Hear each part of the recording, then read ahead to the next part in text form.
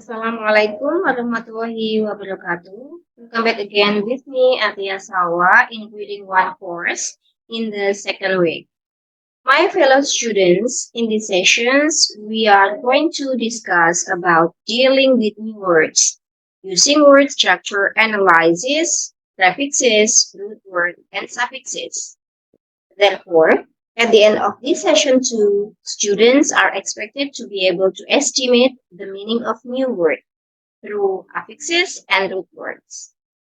The specific learning outcomes of this course are: first, students are able to understand the meaning of new words through affixes in words and sentences.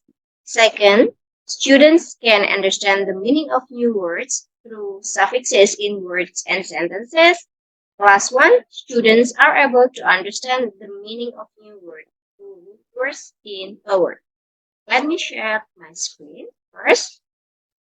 So, in dealing with new words, we are going to learn about word structures analysis, about prefixes, root word, and suffixes. You can see at this slide, we can create a new word by adding some suffix or prefix in one word.